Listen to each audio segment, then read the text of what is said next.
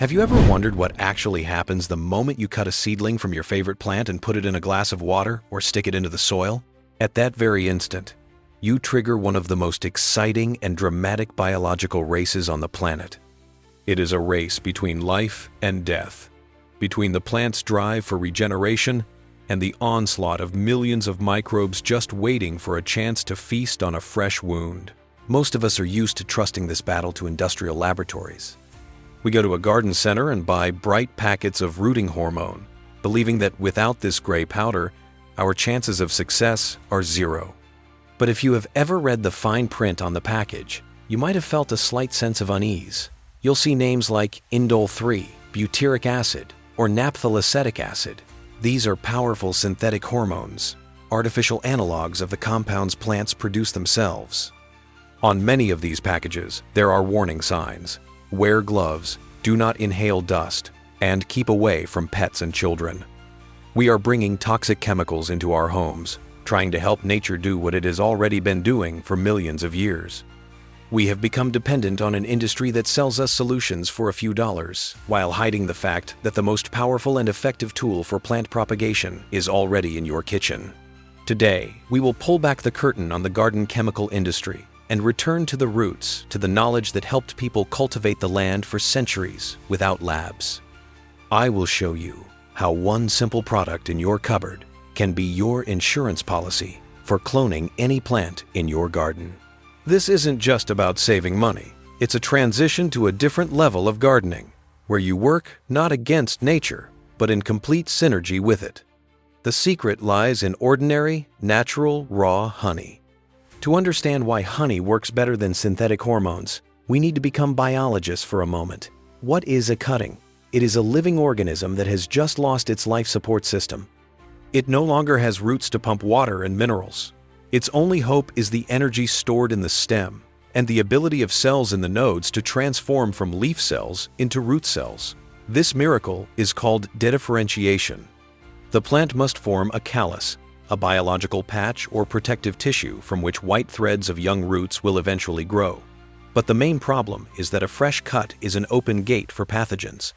In every milliliter of water or gram of soil, there are fungi and bacteria for which your cutting sap is an ideal feast.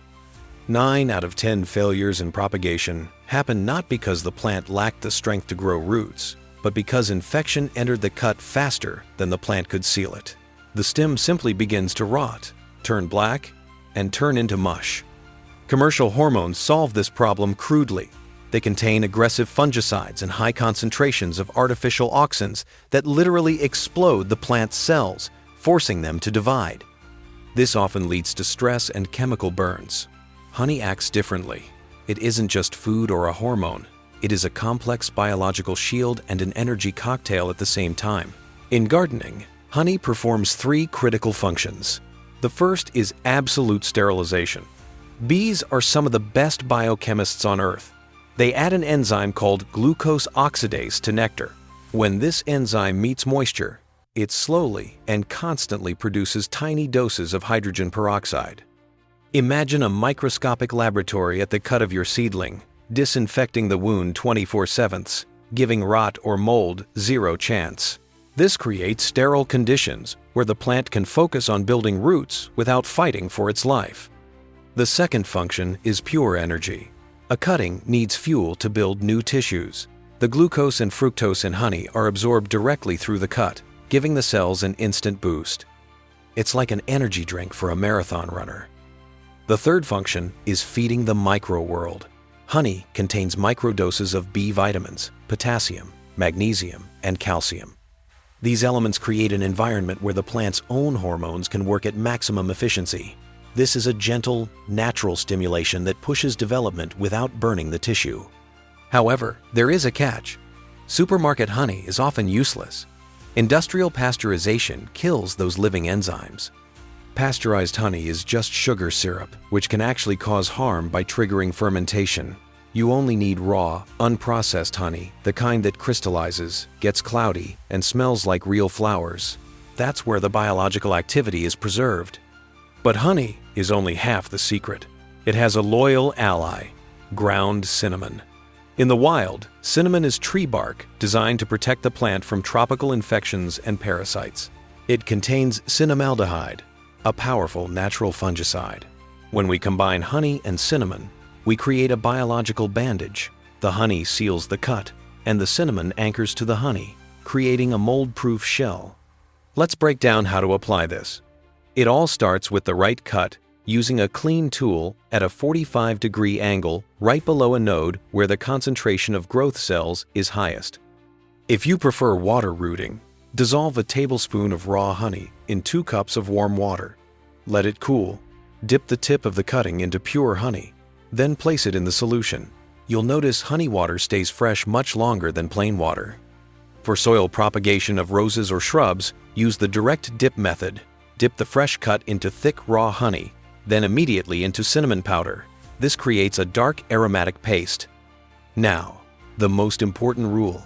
Never stick the cutting into the ground with force. The soil will just scrape off your protection.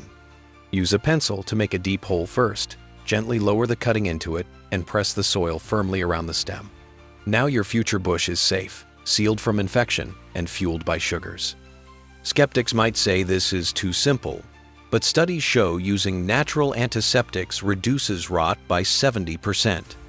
Plants grown this way handle transplanting much better because their immune systems weren't suppressed by synthetics. Their roots are stronger and more developed. We are living in an era of returning to our roots. We've been told we aren't competent enough to grow a tree from a branch without agrochemical giants.